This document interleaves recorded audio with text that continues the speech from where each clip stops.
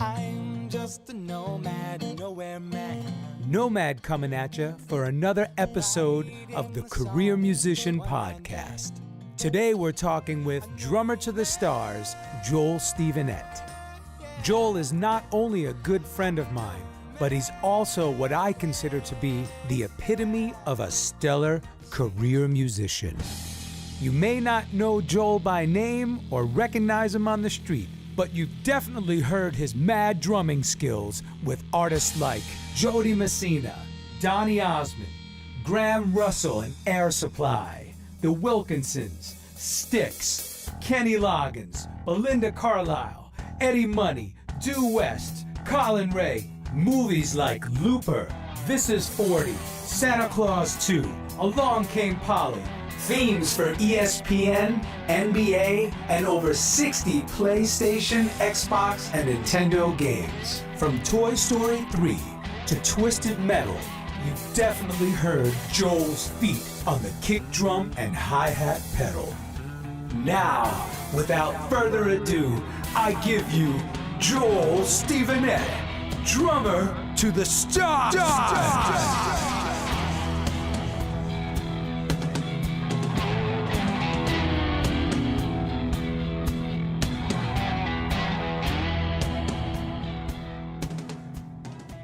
Today, I am fortunate enough to have one of my very dear friends, Mr. Joel Stevenett, over here at Nomad's Place, the actual physical brick-and-mortar Nomad's Place in sunny Burbank, California. And we're having a little lunch break in between our music sessions. Yes, we are. And we're reminiscing about days when we met. If you don't know, Joel is an amazing drummer unto himself, but then he's also an amazing drummer with a list of credits. And he calls himself oftentimes drummer to the stars, and I back that up 1,000%. So we were just talking about when we met, 1996, you said. 1996, we were both living in Nashville. I remember I got a call for a gig, an R&B artist by the name of Chris Blizzard. Oh, you know what? I think it was because of Butch Dillon. Butch Dillon was the bass player. That's right. Yes. Butch hooked us up? Hooked it. I think it was Butch that hooked us, I think. He hooked up the gig with Chris, right? Yeah, and then I knew Butch from the female duo Regina. Go figure. Two chicks with the same first name. It wasn't like Stephanie. It was like Regina. So anyway, long story longer, Butch got me in on that Chris Blizzard gig, and then that's where I met you. I got in on that gig. I don't remember how I got hooked up with Chris. I don't know if it was Butch or Karlton Taylor, the keyboard player. Oh my gosh, Karlton. Remember him? Yeah. Yes. So hopefully these guys will hear this and they'll reach out to Karlton, if us. you're out there, brother, Butch. Oh my gosh, you guys are the best. Yeah, absolutely. Well, at least back in 96 you were. Yeah.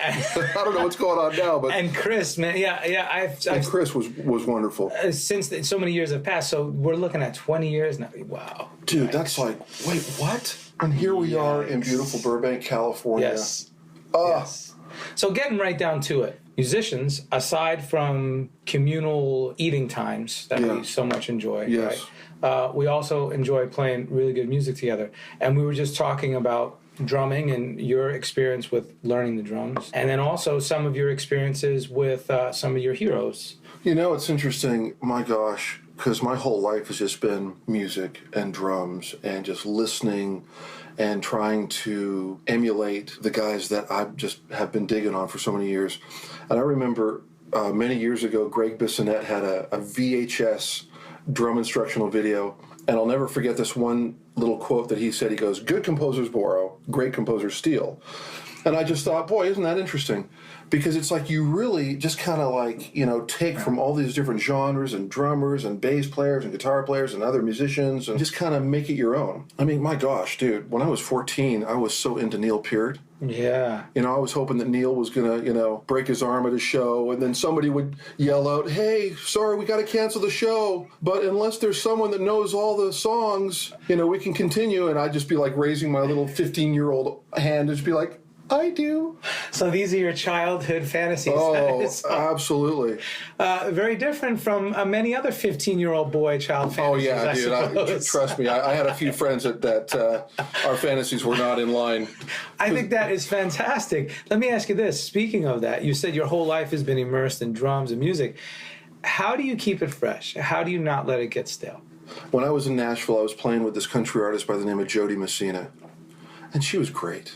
Oh, yeah. Just a sweetheart. I've heard great things. Yeah. Oh, yeah. And just sings her butt off and has had great success. And I think she had, I mean, I could be wrong, but I think she had like over 16 number ones, whatever it was. And so when I got with her, I think I spent a good portion of 4 or 5 years with her. And, you know, we would do 80 plus shows a year. Even with doing that many shows and playing those songs over and over and over again, because you've got, you know, production rehearsals, sound check rehearsal, all that kind of stuff. And then when you actually get to play the song in front of an audience, you've played it, you know, hundreds of times. Several times, at least. Yeah. And, you know, the thing was, it's like keeping that stuff fresh. I would try to play it like it was like the first time I was playing that song. I mean, not to sound great advice. Not to sound cheesy, great. because, you know, we could, you know, sit here all day and do little anecdotes, but it's like I would always just try to play it like literally I'm playing it for the first time, and every night, no kidding, and this is no BS, it was just always fresh. And I'd be smiling. I'd smile over at Ralph Friedrichsen, the bass player, and then I'd look over at John Zacco, the guitar player, and Chris Wormer and Holly and all the rest of the band. And it was just so cohesive. And the other thing that helped keep it fresh, now that I'm thinking about it, I was not only like focused on what I was doing, but I tried to have the biggest ears possible, really listening to Ralph, the bass player's right hand and my right foot, and just letting everything else just sparkle on top. As a producer, composer, and music director myself, I can't emphasize enough how important it is for all the musicians on stage or in the studio to be playing in one accord. So, I know it's a little syrupy. No, that's not. That's just kind of my interpretation of. I'm like, you know, gasping for air here, a sigh of relief, because you're really laying down some knowledge that needs to be heard by up and coming, you know, hopeful, aspiring professional musicians, what I refer to as career musicians. Oh, absolutely. And that's what you are. You're really spewing some knowledge here. I love that. So that's how you would keep it fresh. But now in this keep it fresh concept, you mentioned a couple other things that I want to hit on. You said eye contact. You mentioned good visibility amongst all the players on stage. Oh, absolutely. But you also mentioned your persona, how you're portraying yourself on stage to everyone in the band and the artist, and therefore that gets magnified out into the audience, right? It's really interesting because when you start playing live, and you know, honestly too, like the way I play live is a lot like the way I play in the studio. I try to like bring that energetic live vibe, not just, all right, let's do a take, blah blah blah, we'll lay it down, and boom boom boom boom boom, let's hurry up and, you know, just phone it in. Yeah, and just kick it up. No, man, I try to just, you know, give it. I mean, I know, again, like 150%. Yeah, you don't have to say any disclaimers because I'm a firm believer in all of these truths that you're. But you know, it's interesting, like especially when you're playing live, you have to be aware. Like you cannot have the blinders on. It's not just about each individual musician. It's about being so aware of like the entire team, and then just projecting that out. That's right.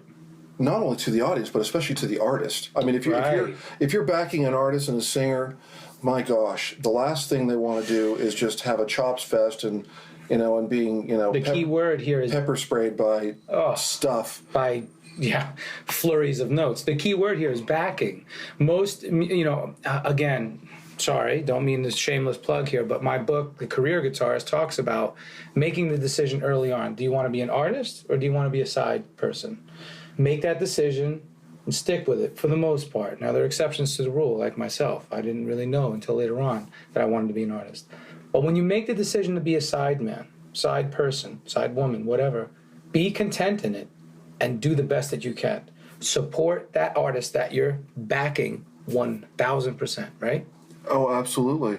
And you know, the cool thing about that is just like the diversity that comes along with being a journeyman or a side guy or however you want to classify yourself. Like to me, it's like I really never thought about it. I was always just looking for opportunities to play. And if I was with a band that was like-minded and the music was great, the vibe was great, the hang was great, then I knew I was in the right place. There you go. And even in where I currently live in Salt Lake City, I mean, there's amazing musicians there. But I tell you, I feel like I've been reborn every time I go back to Nashville, where there's like such an influx of like-minded people. Or when I come out here and hang with you in California and get to see all my other bros, oh my gosh, it's amazing. So well, it's the hub cities, right? The big music cities that attract, because it attracts them exponentially, basically. You have, you know, just more of a bigger talent pool, so to speak. That's all it is. Yeah, I love it. Agreed. Now, initially, the first question I asked you a little bit about your experience coming up as a player. You mentioned Neil Peart and your hopeful fantasies of replacing him on stage. Exactly. From there, what was the next permutation of drumming for Joel? You know, it's interesting. Like from Rush, I really got into Alan Holdsworth when I was 16. The first album I heard of Holdsworth, in fact, the first song was "Water on the Brain" off of Road Games with Chad Wackerman, which I had no idea who that was. I didn't know who Jeff Berlin was. And I just remember a buddy of mine sharing that with me, and it changed my life. At 16 years old, listening to Water on the Brain, I was like, oh my gosh, where did this stuff come from? And interestingly enough, after that, I was like, okay. And this is back, you know, now it's a little more difficult with downloads, but back when the liner notes were there. So you had to read them. You had to read them. And dude, I would listen to that album over and over and over again and just reread the liner notes and who, Ted Templeton, I think, produced it. And it was on Warner Brothers and all this other kind of stuff. And so I was like, oh, wait, Jeff Berlin played bass. Who's Jeff Berlin? Next thing I know, I'm like, oh, wait, he's got a solo album, and I think it's called Champion. And guess who played drums on that song? Neil freaking Peart. And then he had a host of other guys playing on it, and I think, and then Chad Wackerman started following him. Interestingly enough about Chad, I worked with his brother John Wackerman. Oh, he's a monster too. Yeah, he's a sweetheart. And their dad, there's a fantastic drummer. So they're just all. And then is it Brooks? Brooks Wackerman. Brooks Wackerman as well. Jeez. I think he's out with. With a big country act, right? No, he's with Avenged Sevenfold now. Avenged Sevenfold. Because I think he was with some religion, Bad Religion, or something. Yeah, Bad Religion was it. Yeah, or Bad Company. No, Bad Religion. Bad Religion. Okay. But that whole family. Yeah, the whole family. Isn't it amazing how they all play drums? Everybody in the family. And I'll tell you, just backing up to John Wackerman, one of my favorite albums is Kazumi Watanabe, the Japanese fusion guitar player, Kilowatt. And dude, John played on that and just freaking slayed it. Wow. And that's the thing, like nowadays, everything, like there's so much information out there, like talking about keeping it fresh. Yeah. Where, you know. We are overloaded, so how do you? We are so overloaded, and it's like a lot of these young kids coming up don't have a fighting chance of like checking out who came before us. The predecessors, you know, like the J.R. Robinsons. Know your history, yeah. Like the George Rains that played with Boss Gags and Band on the fourth album, obviously Picaro and all these other great players. And oh my gosh, Russ, I'm probably aging myself, but Russ Kunkel, oh my gosh, the list goes on and on. Steve Jordan, Steve Gadd, Weckl, Cobb. As you're mentioning all these influences, many of them were fusion guys, or a lot of them were studio guys, or, you know, sidemen playing with all different artists. Well, yeah, and that's really what happened. So it's like through this, as I was growing up, my tastes were changing every year, year to year and a half. Because after Alan Holdsworth came Kenny Loggins. See, and that's the diversity. Kenny Loggins. I love that. And Tristan Bowden. Give me a freaking break, dude. Man, when he played Love Has Come of Age, I think it was off the This Is It album, that changed my life. See, I love the refined ear that can appreciate the nuances and the level of musicianship and skill set in something as simple as a pop song or as complex as a fusion song, you know. And that's what it's about. It's about diversity. And I think with the influx of all this information, the market saturation, right? Saturation in every area. Oh, absolutely. Currently. Yeah, currently we might tend to lose some of that appreciation for all the diverse styles. And, I mean... Well, I remember growing up, you know, the big thing for me was getting a copy of Modern Drummer magazine every month. And just flipping through those pages and still smelling the print, you know, that print, that color print was just so good. It's like smelling the vinyl from an album. Too. Yeah. You know what? So great, and thank heavens for that resurgence of vinyl.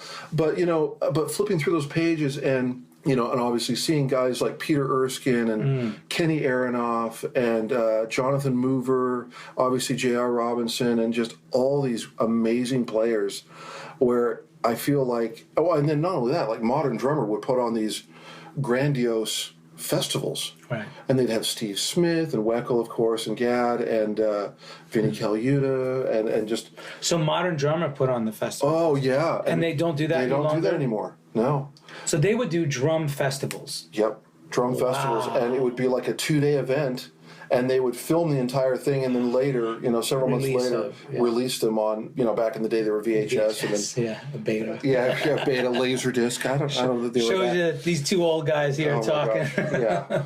But, there was something to be said about that where it was just a beautiful time of just really honing in on who was doing what. Because now it's, even in the music business, as far as like these artists come out with a bang and then they're gone. Like if the single doesn't hit, it's like nobody gets a chance to like That's right. have artist development. No development. Yeah. And where, a record company, whoever's left out there will say, well, let's just do a single and release it and have the regionals, throw the single out there to all the stations and see what it does. And if it does great, then maybe we'll record another single and maybe we'll do an EP and maybe we'll do 6 songs and everything's on just a trial basis. As opposed to back in the day where it was like, the album cover was a work of art, the liner notes were a work of art, and then just... So it took longer to make, but it also survived longer. Oh, dude. I agree with that. Talking about, I've been researching a lot of marketing for the new model, and how often do you release songs? Under the old model, bands and or artists would release a new album once a year, maybe once every other year, and sometimes longer. Yeah. So it would take a lot longer to make, but then it was around longer, and then they would promote one single at a time, and they would tour on that album, they would tour in 6 those months. intervals, right? Yeah. That no longer exists. So it is a really interesting time, and you kind of have to find, I believe, you have to find what works best for you. But it does speak what you're saying, labels and aren't really interested in developing, and it is difficult. Now, that's the downside. The upside to that is with the resources, it's now a level playing field. All the resources are available to anyone. To everyone, yeah. So the indie market is burgeoning, right? Mm-hmm. But then the question comes, how do you stand out? Again, because of market saturation. So it's all these interesting things. Obviously, now we're getting away from drumming, talking about music business and marketing. But in the midst of all this, in the midst of this tumultuous time that we're experiencing in the new age of the music business, how do you survive? This is a great point. Give us some business tips. How do you survive as a musician? You know what, man? You wear a lot of hats. And I lived in Nashville for a number of years, and I saw firsthand with some amazing drummers out there, guys like Chris McHugh, Steve Brewster, Eddie Bears, Paul Lime, oh my gosh, Shannon Forrest. Yeah. Right? All these guys, not only were they amazing players and they could get it done, but these guys were like programmers. Right. Like as far as like, throwing loops together. In addition. And by the way, I'm not talking like, going off and programming something and then come back the next day. It was like on the spot. On the spot, in the middle of the session. Like Steve Brewster. Yeah. I don't know how many people know that guy. I know. I've done sessions. Yeah. But if you don't know who Steve Brewster is, or any of these guys that I've mentioned, freaking Google them. Go to Nashville. Dan Needham is another one. Oh, Dan, of course. J.D. Blair. Wonderful. We mentioned Neoshi Jackson. All these player. kids. It's so funny. The first session I did in Nashville, a live tracking date, was with Dan Needham. And he had his little MPC set up in his room, but he had a little mini refrigerator rack set up with all these cool effects. That's the thing. And they were doing that. Yeah. And the producer would play the song down, everybody would listen, and then Dan would say, okay, man, I'll be working on the loop. While you guys do a chart or whatever. Yeah, do a chart or lay down some kind of a rough whatever. So he would make the loop and then trigger it to Pro Tools via MIDI, and then bam, now you're playing to. So again, multitasking, but wearing a lot of hats. And I remember when I first got to Nashville, I didn't know anybody. I mean, literally. And I remember my older brother telling me, "Hey, man, if you want to get to know people, do a thing called a 3-foot rule." And I was like, 3-foot rule? What are you talking about? And he goes, if there's anybody in a 3-foot radius standing beside you, talk to him. talk to him. I love that. And I know it's so like Anthony Robbins motivational. No, I love that. But you know what? It's people. Your brother is the marketing guru, right? Yes. Yeah, you told me about it. See, Daryl. that's brilliant. And he's always been, a great sounding board for advice and motivation and kind of helping me navigate through some different things. I remember when I first got to Nashville, and this is how I met Butch, if we can just touch on this for a second. Yeah. Dan Tomlinson, Lyle Lovett's drummer, was doing a drum clinic during a summer NAMM, and it was in like a big warehouse, and there was like one swamp cooler, and we're all just sweating our rears off. And there must have been like 125 drummers in this warehouse. Wow. And Dan Tomlinson brought this bass player with him to kind of just show that the marriage between drums and bass. And it was Butch. So anyway, Dan, before he ends with a solo, he goes, hey, I'm just going to finish playing here, and when I'm done, you guys can come over and say hello. I'd love to meet you. We'll take some pictures. You can come check out my drum set, yada, yada, yada. So we're like, oh, that's cool. Well, he does his thing, and he's just totally blazing and killing it, and everybody gives him a standing ovation, and then they immediately go over to the left side of the room where he's at. And I'm just kind of sitting there kind of gathering, my stuff, and I look over to the right, and there's Butch, the bass player, rolling up his instrument cable. Nobody's chatting with him. And so, after all, the drummer clinic. Yeah. Right, it's at a drummer clinic. So you know what I did? I went to the right. I went straight over to Butch. Your brother's 3 foot. My brother's 3 foot rule. And I went over. I said, Butch, you don't know me, but my name's Joel. And I said, bro, I loved what you did. And I said, I'd like to go grab lunch with you one of these days and talk shop and just see what you're all about. And he was like, oh, yeah, man. And so we exchanged numbers. 3 days later, I'm having lunch with Butch. There you go. And I said, hey, Butch, this is going to sound weird, but I said, I don't live too far from here. I said, I've got a PA and a little bass rig set up in my basement with a drum set. You want to come over and jam? He goes, yeah, let's go right now. He came back. We jammed for an hour and a half. That's amazing. We hung out, and he says, hey, I'm playing this weekend with this new female duo on Giant Records. Would you and your wife like to come? I said, I would love to. He goes, I'll leave 2 tickets for you at the door. I said, great. Fast forward to Saturday. I say hello, there's Butch. He's getting ready to play. They go up, they play an hour show. He goes back, gets cleaned up, comes out, says, hey, what'd you think? I said, it was great. He goes, well, they're not really happy with the drum seat right now, and they're looking for a new drummer. I said, really? He goes, well, but here's the deal. They're doing auditions on Tuesday. This is Saturday. This is all within the space of a week. A week. Because you adhere to the 3 foot rule. 3 foot rule. God bless your brother, Right. Daryl. Absolutely, Daryl, making it real. So he comes out looking for a new drummer. He goes, but here's the thing. They've already got 7 guys lined up to do this audition on Tuesday. And I said, Butch, would you mind giving me the name and number to their tour manager? And he gave it to me, and I called him on a Sunday morning at 11 a.m. And you know who it was? It was Steve Getzman, the drummer for Exile. Happy Gilmore, I want to kiss you all over. He was the tour manager? He was the tour manager. Or some kind of manager. Yeah. Some kind of managerial with that group. Sure. And so I called up Steve. I said, Steve, you don't know me. My name's Joel. But I said, we have a mutual friend, Butch. And he goes, oh, yeah, Butch. I said, yeah, don't you love Butch? Butch is great, blah, blah, blah. And I said, well, here's the deal. I said, Butch has told me that you guys are auditioning drummers on Tuesday. And I realize that your roster is maxed out. Yeah. But I said, if something should happen, or if you're taking a lunch break and you've got time for a guy like me to come in and play a song, I said, heck, I would just love to play a verse and a chorus. Yeah. That's it. Yeah. And he goes, Joel, I appreciate that. We'll let you know. So 6 hours later, it was like Sunday at 4, ring, ring. Hello, Joel? Yeah? Hey, it's Steve Getzman. I'm like, hey, Steve, what's up? He goes, let's have you come in and play one song on the girls' lunch hour break.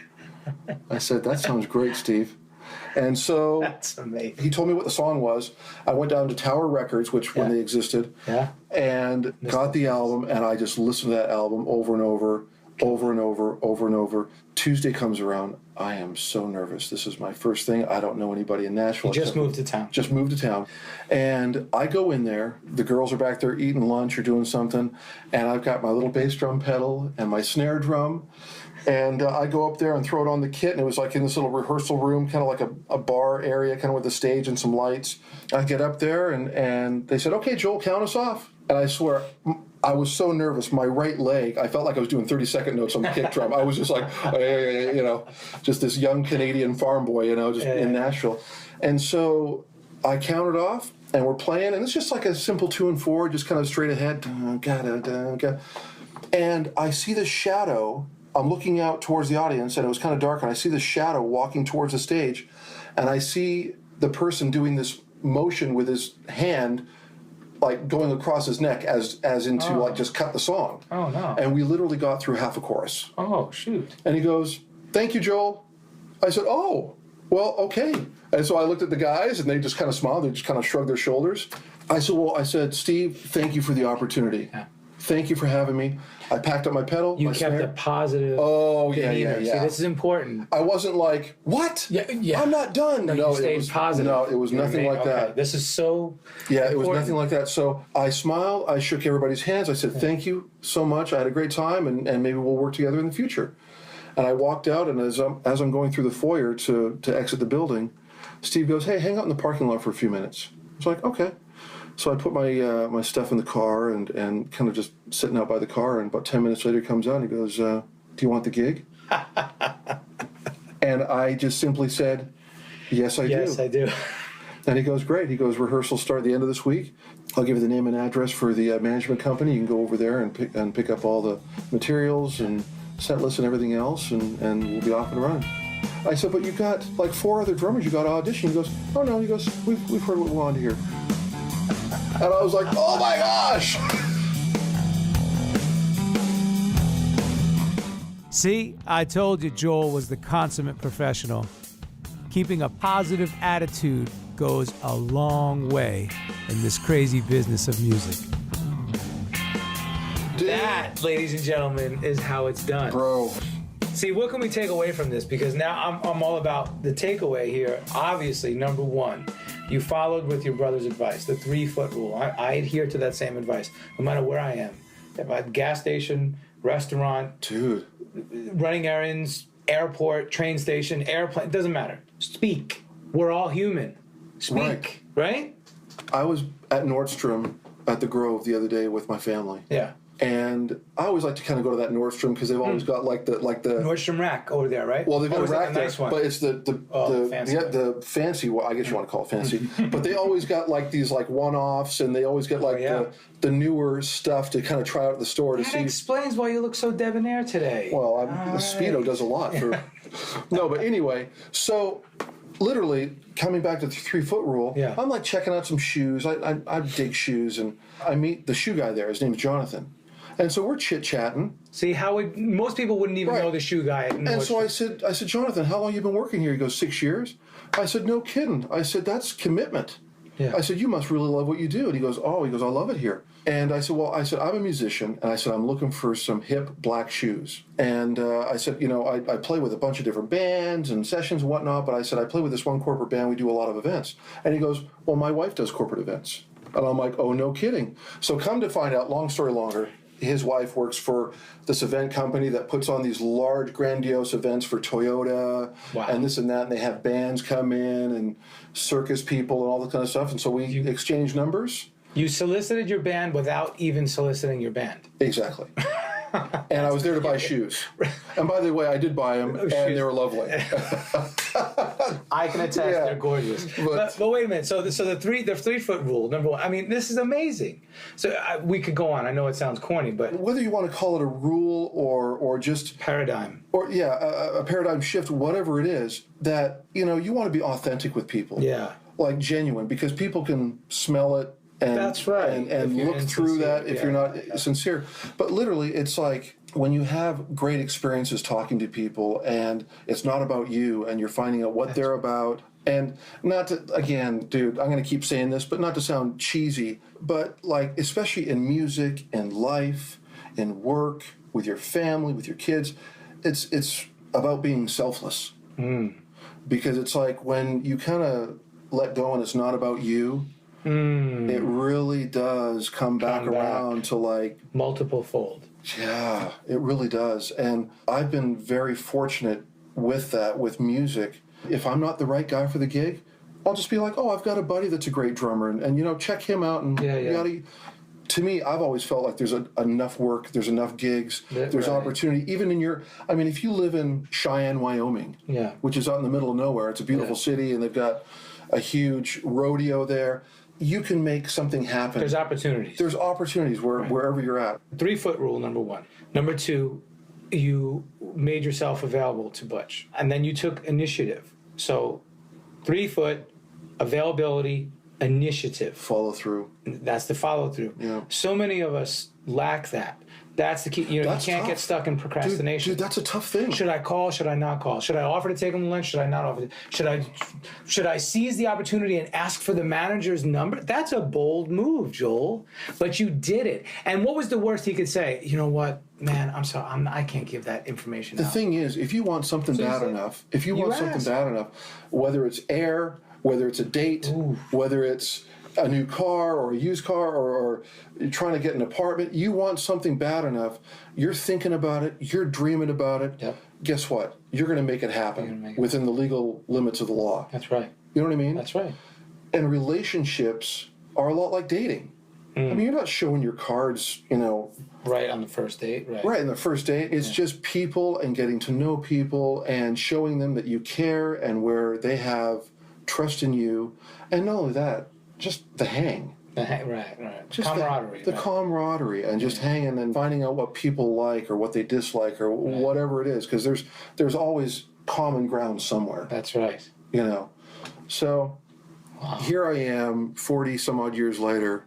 I just want to keep learning and keep growing and keep surrounding myself with great people and great musicians. And that's not to like spread the Velveeta cheese on too thick. That's why I'm here today. Honestly, because I'm like, literally, this was going to be Vice versa. a little vacation because I never, because, you know, as musicians, we're always on call. We never get a Dude. Yeah. So I actually had 4 days. And so I thought, I'm going to come out here with my family, enjoy a little San Diego, a little this. Chillax. And they got busy doing some other family stuff. And I'm like, heck, I'm going to call Michael, see what he's up to. Done. What's he going to say? No? What's he going to say? Oh, dude, I got a, you know, a nail appointment at Pilates. Interestingly enough, I do get the nails done on my right hand only. My nails done on my right hand because the acrylic. Oh, yeah. So I can play flamenco. So that was really good. Yeah, I was right. Little nice tie in That's there. right. Good comedy. I would like to thank Beautiful Nail over there on Olive for... That's called Majestic Nail. Oh, is it Majestic Get it Nail? straight. You ever do something like fancy with the pinky nail, like on the 4th of July, put like a little union? Yeah. No, but the pinky nail is broken right now. Okay. Anyway, Mr. Stevenett, Yes. always the comedian. I love it, man. I love you. I appreciate you being here. Thank you so much, fantastic. brother. You had one other little cool story, the JR story, John. Oh my Robinson. gosh. Okay. So my whole life has been based around listening. And listening to albums, and, you know, when I was younger, 8 tracks and cassettes, and wearing out cassettes, and buying duplicates of like the Boston first album, and just wearing that thing out when I was like 7 years old. And that's been my life, and that's really where I learned how to hone and do what I do. I was going through some websites, and I came across J.R. Robinson's website. I'm like, oh, that's cool. He's got a website. And kind of going through his discography and his biography and just going, Tremendous. oh my gosh, this guy has played on every Everything. freaking hit on God's green earth. And you know what? Rightfully so. Right. I mean, he just, you know, whether it's Boss Skaggs, whether it's Quincy Jones, whether it's Michael Jackson. Oh, dude, I mean, Barbra Streisand. I mean, it just goes on and Rufus, all that stuff. It goes on and on. So I'm looking through here, and I see like this little blog or news little thing that says that he's going to be teaching lessons. He's going to be in town off the road for like a week or two, and his availability was there for a lesson. So I'm like, oh, heck, seize the day, baby. So I emailed him, and I said, hey, JR, my name's Joel Stevenett. Would like to book some time with you. So he messaged me back. He goes, how long do you want? I said, I want 3 hours.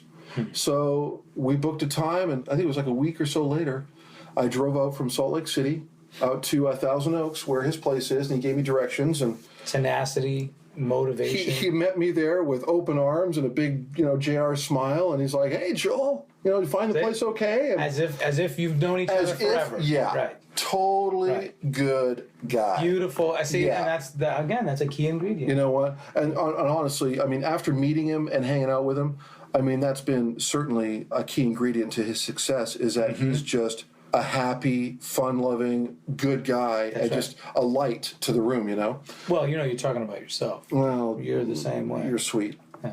And so I spent Sour, too. It's a little sour, sweet. That's the chicken. And so I spent 3 hours. I spent an afternoon with this guy, and we went into his studio man cave thing there at his house, and he had 2 kits set up, and we just started grooving together and talking about, technique and this and that, and metronomes and click and. What did he tell you about the metronome? I love. Oh, this was actually really cool, and I'd never really thought about this because normally, like if I'm playing a tune and say it's 50 beats a minute or 48 beats a minute or whatever it is, it's pretty slow, yeah. Yeah, with quarter notes. And he goes, Joel, if you can lose the 8th note subdivision on a metronome and just play the quarter notes and have that inner clock take over, your feel will be spot on. He goes, just work on that. And I was like, oh my gosh. And I'm like, is this guy nuts? Because that's like a little safety net for me and for it's so many almost other like people. a second or more or a large group of milliseconds in between each click that you feel like you're hanging without a net, right? Absolutely. It's a little scary. And so he just said, get rid of that 8th note, trust your inner clock and not to rush it and not to be behind it and just feel it. Any other tips that you have? Because that's difficult for all musicians at that slow tempo. How did you achieve that? You know what? Literally, I would go home and I would just stay up late. I wasn't behind a kit. I would just be playing on a table. I would just set my metronome out and just be air drumming, whatever it was. And I just tried to dial it in as much as. And the other thing was too is to have patience between each note because waiting for it. And so that was one of the greatest takeaways I learned from JR. And obviously, I mean, there's a few other things as well, but you know what? That was one of the things that I think really helped dial in like a good solid 2 and 4 at slower tempos, because I've always felt like it was a little easier to play faster stuff and a little more difficult to play slower stuff with great time and great feel. Because there's just so much space. Right. Right. To this day, when you go into a session, do you use the subdivided click or the unsubdivided click? I'll do both. You do, depending? Yeah, all depending. And especially like if it's like a 6/8 thing, sometimes I'll do a little subdivision in there. But when it's not there, do you count the subdivisions in your head or no? No, I'm not counting. Okay. I'm just really. Do you pulse them anywhere else in your body? There might be a ghost note with the left hand, like on the snare or something like that. Okay. But I think really I try to focus on the flow of my arms and my wrists and how the sticks are flowing in the air before they're hitting the hat or the snare drum, or if I'm doing a really simplistic tom fill and just kind of coming down and just almost like Chariots of Fire, slow-mo, and just as opposed to, being herky-jerky and where it doesn't flow. Gotcha. As well. So I hope I'm describing that properly, but it's like just really more floating. Yeah. But also at the same time, really sticking the 2 and 4, just really hitting it, depending on obviously if it's a power ballad or whatever it is. That really helped me. And I've run into him a few times since. In fact, can I share this story? Of course. I had joined Peisty Cymbals back after I performed at the PASIC convention in 2009. And PASIC convention is the Percussive Art Society International Convention, and it was just a real honor to be invited out to that, because it was myself along with Dean Butterworth from Good Charlotte, Jack DeJohnette, jazz legend, Virgil Donati, Kira Jimbo. I think the Biscara brothers were out there. I think Kurt was out there. What year was this? I'm sorry. This was 2009. This was November of 2009 in Indianapolis. Right.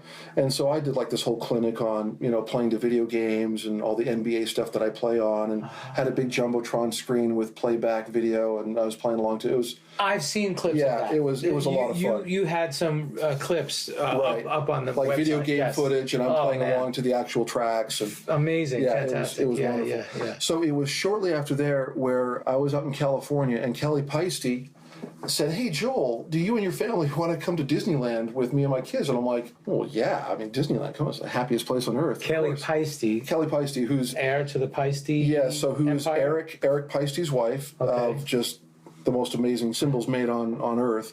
And so I had joined Peisty after the PASIC thing. I'm out in California, and Kelly invites us to go to Disneyland. And so we thought, okay, well, we'll meet you by the front gates. Yeah. And so we had a little rendezvous there. And she goes, "Oh, by the way, Joel, I hope you don't mind. I invited a friend to come along with his son." And I'm like, "Yeah, the more the merrier." And he was kind of hiding around the corner, and I look up and I'm like, Oh, you got to be kidding me. It's freaking J.R. Robinson. So we spent the whole day, my family, my wife, and my 2 little kids, we spent the day with Kelly and her family and J.R. and his son. And it was... That's so awesome. An attribute that I respect in my fellow career musicians: reverence for those who came before us. If it weren't for them, we wouldn't have a gig today. It was so funny. So I looked at JR and he looked at me kind of like, oh yeah, I remember you, because I had that lesson with him. And so we just hung out and we just talked shop all day long and talked about life and drums and songs and laughed our butts off when we were on the boat for It's a Small World, and just hilarious. So J.R. Robinson and I and Kelly, we'll always have It's a Small World. That was a great day. I love it. That was a great day. Joel Stevenett, drummer to the Stars, thank you so much for being here, my friend. Thank you. This is great. I can reach out and just grab your shoulder and just so great. connect. As you mentioned, video game drumming and a lot of session work as well as gigs. I just finished up some Air Supply stuff. There you go. There's a name you probably haven't heard in a while, but there you go. But I've been doing some great stuff with Graham Russell. Wow. And then played on their last single, which was cool. And they're still killing it, man. They're doing like over 100 dates a year and playing Dubai and South America. They're all over the world, and their voices, they're still killing it. There you go. Music, it takes you all over the place, man. So. And your website? JoelStevenett.com. And all of your handles of that, your social media handles. Yeah, social media. Joel Stevenett, Stevenett. ENETT. We make a great team. Oh, look at that. We finish each other's last names. Thanks again, Joel. Thank you, my friend. That was great. So there you have it from Joel Stevenett himself. Words of wisdom on how to be a successful career musician. Be sure to check out Joel's website, drummertothestars.com, and all of his social media handles at Joel Stevenett. This is Nomad signing off for another episode of the Career Musician Podcast. Don't forget to sign up for my newsletter at nomadsplace.com to stay informed of all the latest that's going on right here at Nomad's Place.